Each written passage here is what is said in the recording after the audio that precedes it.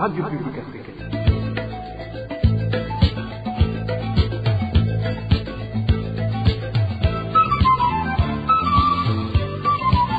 Radio Publique Africaine.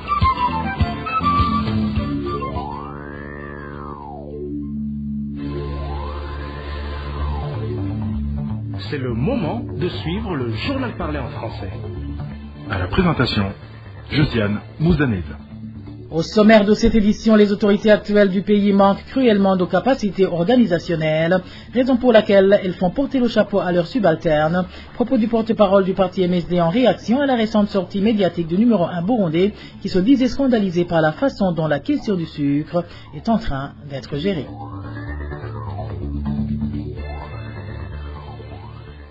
Manque criant d'eau potable à la prison centrale de Mimba depuis 2 semaines.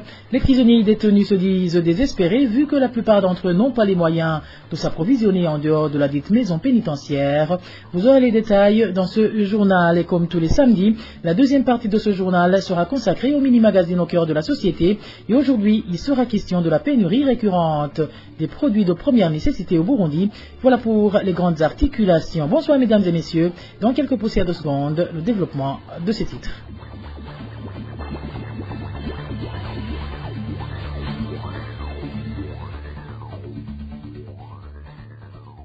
Rebonsoir. Ouvrons notre journal par la page sécuritaire où une famille de la colline Bugorora, zone et commune Mugwi de la province Cibitoke se dit inquiète pour sa sécurité et pour cause les auteurs de l'incendie qui a calciné leur maison au mois de juin cette année seraient sur le point d'être relâchés, d'où les victimes craignent que leurs bourreaux ne reviennent pour se venger. Le point avec Emmanuel Niongeko. Après 2 mois d'incarcération au commissariat de la police en province de Cibitoke, les 6 auteurs accusés d'avoir brûlé la maison d'un certain Ezekiel Bizimana de la zone et commune Mugwi, dont Jean Bosco Niyosaba, surnommé Eliakim, Eric Bayingize, Justin surnommé Bijwinga, Moïse Harerimana, Naishimiye, ainsi que Jotam, dit Kinyamaswa, tous pourraient être relâchés très prochainement. Une libération qui risque de causer des dégâts, y compris la vengeance. Cet habitant témoigne.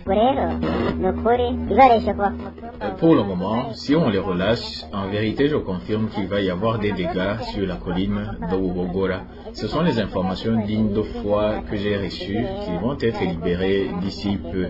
Pour nous, une fois relâchés, c'est le sang qui va être versé. Comment ils peuvent incendier la maison de quelqu'un, piller ses richesses, déraciner ses champs et rester intouchables sans être jugés, alors que l'administrateur en est au courant, de même que les autres autorités? Comment est-ce que d'hôtels criminels peuvent être relâchés? En plus, certains membres de la famille dont la maison a été calcinée font savoir que ce n'est pas la première fois que le surnommé Eliakim, l'un des auteurs de ce forfait, est emprisonné puis relâché facilement, ce qui pourrait être à l'origine d'une éventuelle vengeance.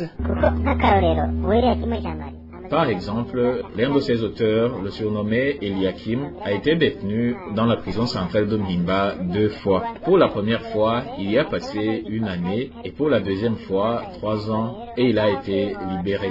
Donc s'il est relâché encore une fois, en plus dans cette affaire, il va se croire au-dessus de la loi, d'où la vengeance doit avoir lieu et nous allons conclure que l'État protège les criminels. Rappelons que la maison d'Ezekiel Bizimana a été brûlée le 18 juin 2023. Beaucoup d'objets, y compris les matelas, les outils de ménage et autres, sont partis en fumée. Jusqu'à ce jour, les auteurs étaient toujours détenus sans être jugés au cachot du commissariat provincial de la police à Cibitoke. Après 2 mois de cet acte ignoble, la rédaction de la RPA n'a pas encore pu joindre Melkia Denzokizwanayo, administrateur de la commune Mugwi, pour s'exprimer à ce sujet. Emmanuel Niongeko, je vous le disais en titre, la carence du sucre au Burundi est liée au manque de capacité des autorités à organiser ce secteur. C'est ce que déclare le parti MSD qui évoque les accusations du président de la République envers le gouverneur de la province Ngozi en rapport avec la distribution du sucre. Pour Epitas Nshimirimana, porte-parole du MSD, le président Evariste Ndayishimiye est en train de distraire les Burundais. Suivi. Evariste Ndayishimiye ivyo ariko arakora n'umukenyuro wo gusamaza abantu. Evariste Ndayishimiye utilise la stratégie d'endormir les Burundais. Il nous distrait pour que nous pensions que c'est la faute à ces autres autorités, alors qu'en réalité, c'est la faute à son gouvernement, alors que c'est le manque de capacité du président de la République lui-même à trouver des solutions aux problèmes qui hantent le pays. C'est pourquoi nous appelons les Burundais à ne pas continuer à être distraits par ses publicités et sa façon de gronder les autorités qu'il a lui-même nommées, parce qu'il n'y a aucune solution dans son attitude. Abategetsi yashinze amabanga amwe n'ayandi kuko atakintu na kimwe cy'inyishu kiriko kiravamo. Namwe nimurabe dufatiye akarorero nko kuri ibi vy'isukari. Prenons l'exemple de cette affaire de sucre à Ngozi. Le chef de l'État dit aujourd'hui que le gouverneur de Ngozi a caché le sucre ou l'a mal distribué. Mais selon nos informations, ce n'est pas parce que le sucre a été détourné ou n'est pas arrivé à destination que les habitants d'Ongozi n'ont pas eu ce sucre. Non, les habitants d'Ongozi n'ont pas obtenu le sucre parce qu'au Burundi, il n'y a pas assez de sucre.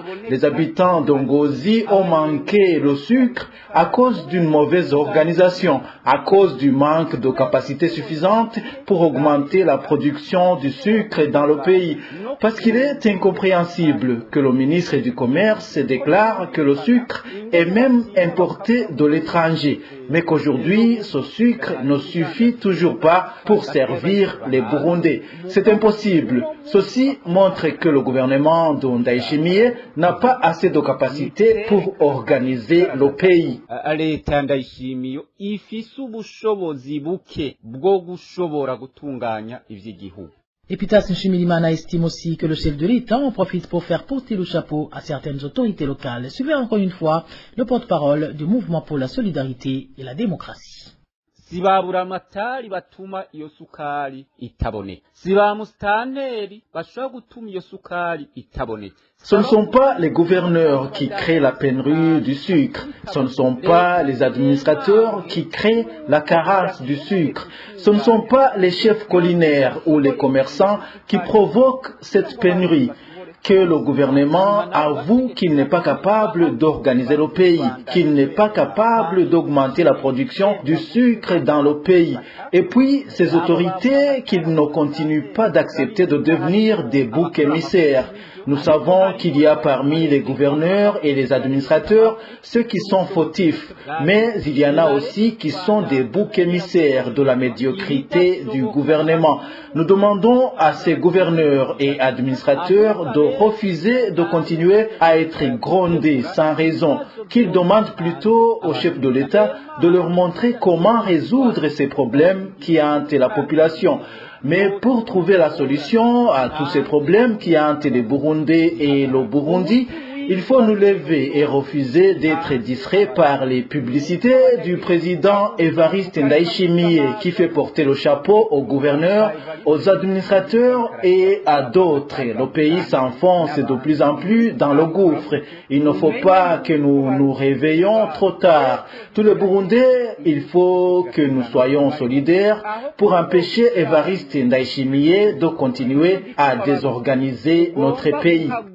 Tugafatana amaboko tukankira Evariste Ndayishimiye ko abandanya ariko aratoba igihugu nk'uko ariko arabikora. Epitas Nshimirimana, porte-parole du parti MSD parlé en Kirundi, et la traduction en français a été faite par notre confrère Émile Nibasumba. Une courte pause et nous parlons éducation.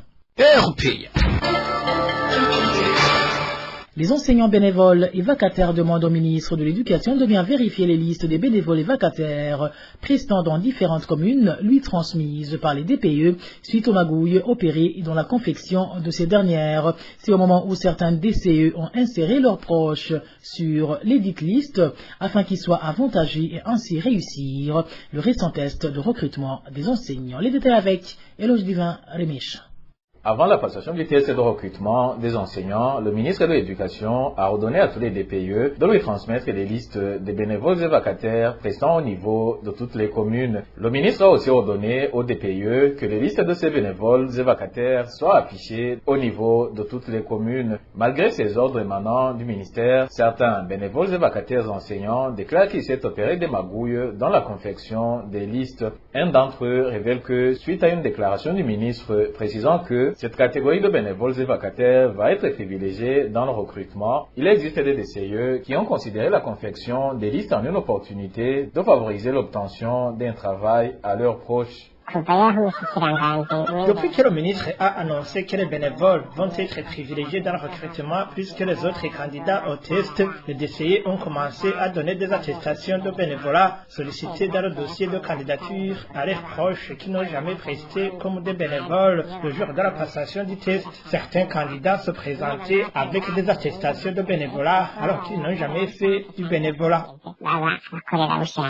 Des informations en provenance de certaines directions communales d'enseignement font état de menaces que les DCE profèrent aux employés de ces directions afin que les vraies listes de bénévoles ne soient divulguées. Du côté des bénévoles et vacataires qui se sont entretenus avec la RPA, ils souhaitent que le ministre de l'Éducation fasse tout le possible pour qu'ils puissent voir les listes lui transmises par les DPE, un acte qui leur permettrait de constater si leurs profils n'ont pas été envoyés au ministère d'après cette source. Nous demandons que le ministre ordonne que les listes soient vite affichées au niveau des DCE et par là, on pourra vérifier si les noms inscrits sont réellement ceux de bénévoles et vacataires et puis qu'il fasse en sorte que les listes lui transmises nous parviennent comme ça se fait car le ministère veut donner une information au personnel enseignant. Le ministère passe par tous les moyens pour nous faire parvenir l'information, y compris la distribution dans des groupes WhatsApp. Cela pourrait nous permettre de constater que les listes données au ministère sont identiques à celles affichées au niveau des DCI.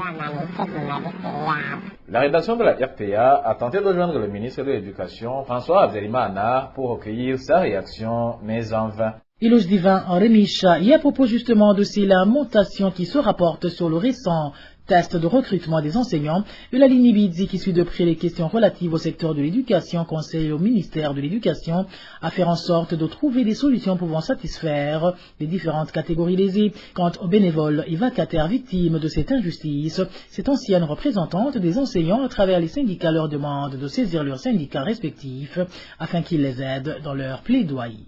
En ce qui concerne les plaintes exprimées par les chômeurs qui disent qu'ils n'ont pas passé le test d'enseignant dans les mêmes conditions que les vacataires et les volontaires, je dirais que c'est une question de communication qu'il faut leur donner.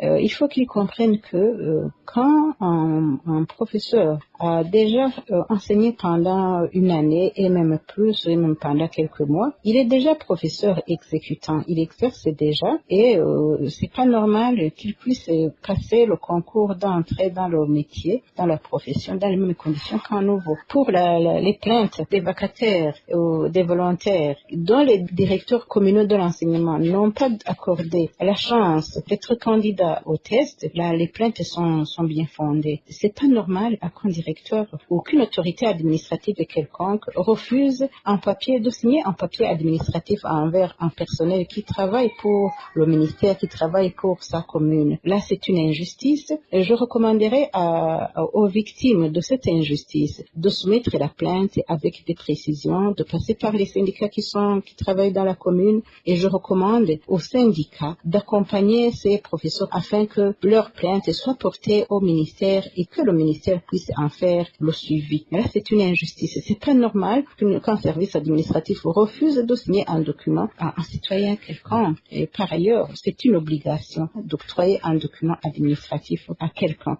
Pour les directeurs communaux de l'enseignement qui n'ont pas déclaré les cours, qui n'ont pas de professeurs, avec un calcul mesquin de ne recruter que les proches, là, c'est une injustice qui doit être dénoncée et j'interpelle le ministère de prévoir des sanctions très sévères à l'encontre de ces directeurs communaux. Et pour ce qui est des fausses déclarations de bénévoles et vacataires transmises au ministère de l'Éducation par certains DCE, Eulalie Nividzi interpelle le ministre de l'Éducation de vite enquêter sur les magouilles opérées afin de sauver à temps le secteur de l'éducation. Encore une fois, Eulalie Nividzi.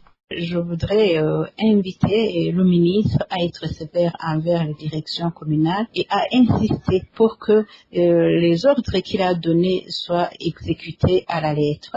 J'invite les professeurs vacataires et volontaires, j'invite les représentants syndicaux dans les écoles et dans les communes de vérifier si réellement au niveau des directions communales, les listes des enseignants vacataires ou volontaires sont bel et bien affichées sur les bureaux de la direction communale de l'enseignement et sont bien envoyés au ministère ayant l'éducation dans ses attributions. Il y a déjà des soupçons que certains directeurs communaux vont omettre certains cours parce qu'ils ont déjà avancé une fausse liste, tandis que d'autres sont en train d'introduire dans ces listes-là des professeurs qui n'existent pas, qui donnent des cours qui n'existent pas dans les communes. J'interpelle alors les professeurs pour qu'eux-mêmes soient les gardiens de l'ordre dans leurs écoles. Parce que tous ces problèmes qui s'opposent, c'est parce que les directeurs communaux commettent des injustices et les professeurs, par complicité, se taisent. Les injustices qui se commettent dans vos écoles ne pourront jamais s'arrêter si vous êtes complices, si vous restez silencieux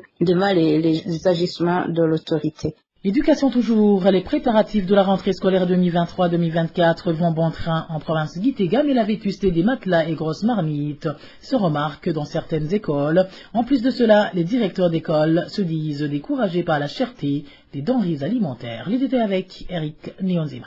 En visitant les écoles et régiments d'internat de Gitega, vous trouverez que les préparatifs de la rentrée scolaire prochaine 2023-2024 vont bon train. C'est notamment la réhabilitation des différents locaux, l'octroi des places aux élèves qui les sollicitent, le calcul et l'achat des vivres nécessaires pour les élèves internes, l'achat du bois, de chauffage et autres. Cependant, certaines écoles souffrent de l'insuffisance et de la vétusté des matelas, à tel point que l'année scolaire dernière, pas mal d'élèves ont dû apporter les leurs. Aussi, la vétusté des grosses marmites, mouveront hante pas mal d'écoles. Cela étant, les directeurs d'écoles connaissent ces problèmes de vétusté et l'insuffisance des matelas, mais aussi de la vétusté des grosses marmites mouveront. Tous demandent l'intervention de leur ministère pour trouver solution à tous ces défis. Ils se réjouissent néanmoins de l'effort de l'État de rendre disponibles déjà les subsides des élèves internes à ce mois de septembre et de les avoir revus à la hausse, même s'ils restent toujours insuffisants par rapport au prix actuel des denrées alimentaires. Ils ont donc passé de 900 à 1400 par jour et par élève.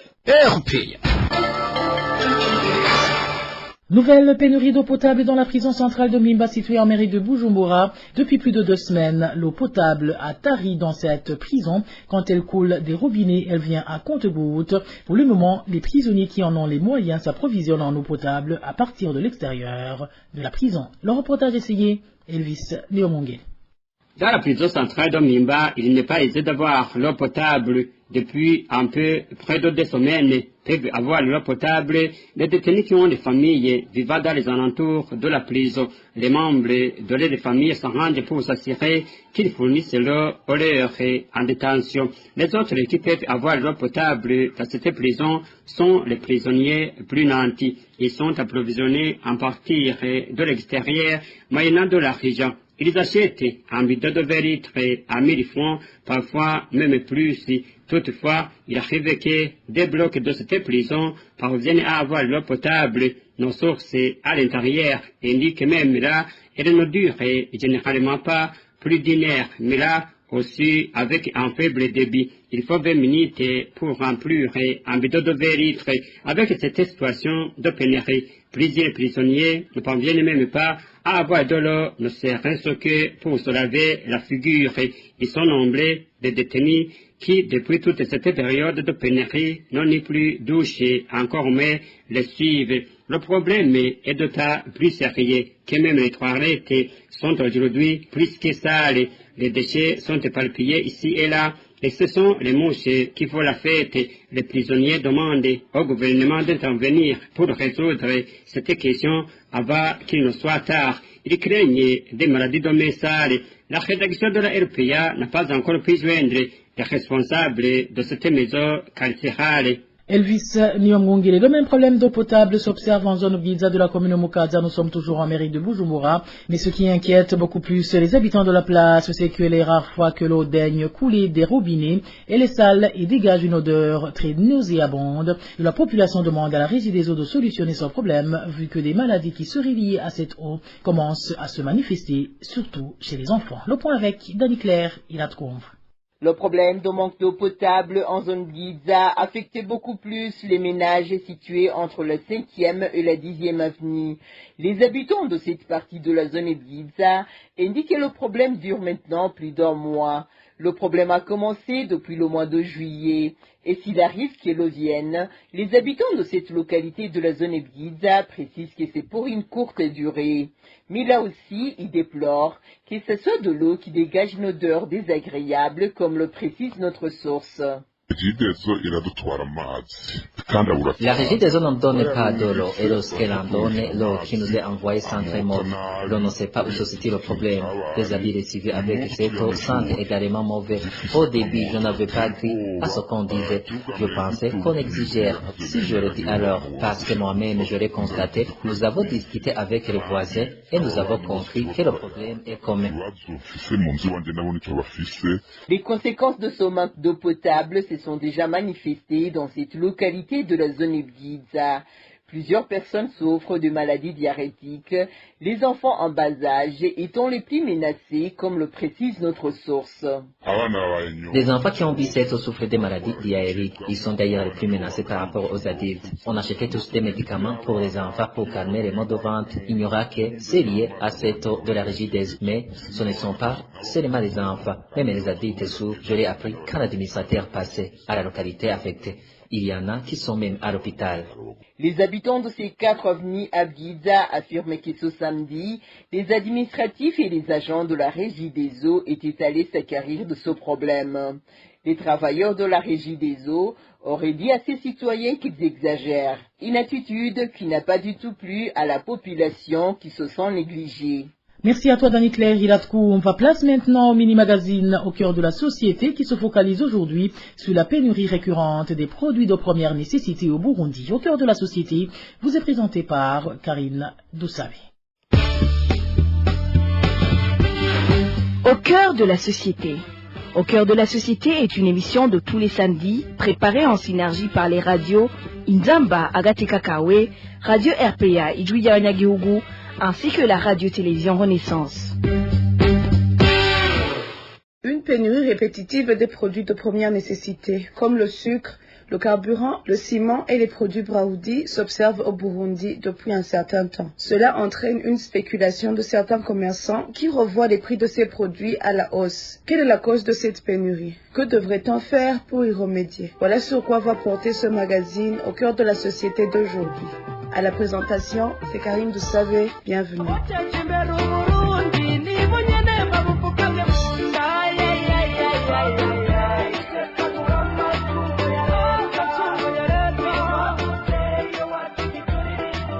Les hauts cadres de l'État qui ont envahi le secteur commercial sont pointés du doigt par la députée Wachimi Sidonatil d'être à la source du désordre qui conduit à ces pénuries récurrentes. C'était ce mercredi 30 août 2023 au cours d'une séance des questions orales à l'Assemblée nationale.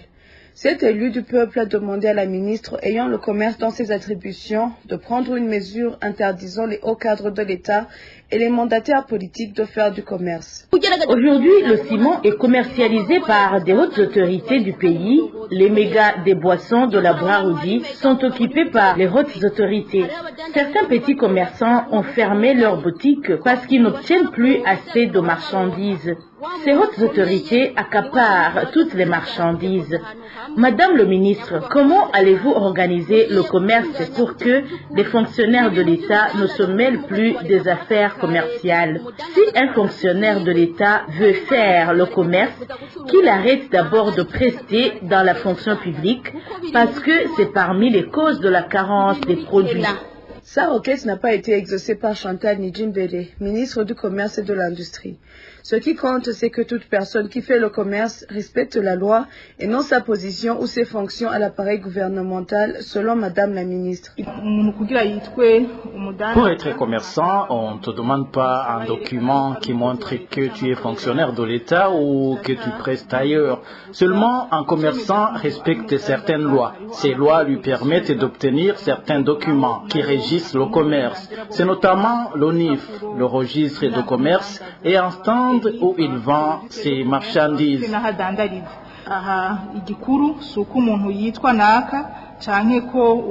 Ici, l'essentiel, ce n'est pas l'identité du commerçant ou le secteur dans lequel il preste.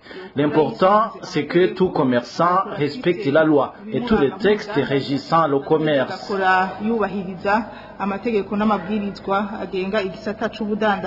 Il est très difficile d'être efficace pour un cadre de l'État qui fait du commerce parce qu'il va penser d'abord à ses affaires. C'est selon Gabriel Ussili, président de l'Observatoire de la lutte contre la corruption et les malversations économiques. Il accuse la ministre du Commerce d'avoir donné une réponse échappatoire. La réponse du ministre, c'est une réponse échappatoire. Il est strictement interdit que les mandataires et les hauts cadres de l'État exercent le commerce parce que le principe des incompatibilités est là. Je dois vous dire aussi que la Constitution de la République du Burundi et d'autres lois, notamment la loi 289, législative des incompatibilités, et la Constitution du Burundi, a commencé par le chef de l'État. Il est strictement interdit d'exercer le commerce. Même la loi arrive même loin, surtout pour le chef de l'État, il est strictement interdit d'exercer n'importe quelle fonction récréatif ou non, rémunéré ou non, il est strictement interdit. Donc, pour nous, exercer le commerce en tant que cadre de l'État, c'est une violation flagrante des principes qui régissent l'État, mais aussi qui régissent les fonctionnaires de l'État et les mandataires publics. Par ailleurs, pour nous, exercer le commerce étant un haut cadre de l'État ou un mandataire public, quel que soit le niveau, c'est vraiment hypothéquer l'administration publique et les fonctions de l'État là où ils ont fait cela. Prenons à l'époque de Mobutu et de Habyarimana, les militaires, les généraux, les policiers, les hauts cadres de l'État qui ont exercé le commerce. On a trouvé l'administration dans la rue. Ce qui est de la sécurité et de la défense, c'était vraiment relégué à l'arrière-plan. C'est pour cette raison que nous crions fort pour prévenir. Donc, il faut que les institutions républicaines incarnent les hommes et les femmes qui sont réellement capables de défendre la nation. Parce que une autorité, un cadre de l'État qui est en train d'exercer le commerce, il est très difficile d'être efficace sur le terrain. Il va penser seulement à ses affaires au lieu de penser au service des citoyens.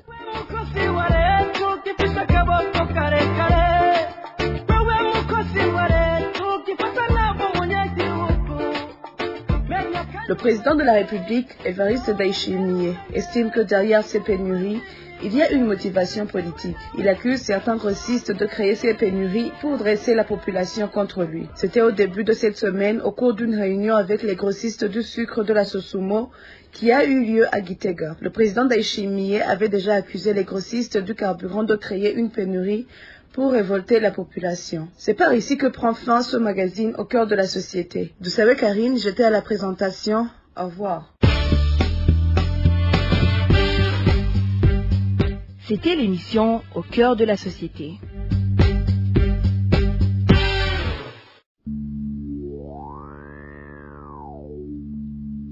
Et voilà, amis fidèles de la RPA, c'est par ici que prend fin le journal en français de ce samedi 2 septembre 2023. Merci pour votre aimable écoute. Merci également aux équipes rédactionnelles et techniques pour leur franche et parfaite collaboration. À la présentation de ce journal, vous étiez avec Josiane Mouzaneza. Passez de bons moments chez vous. Au revoir.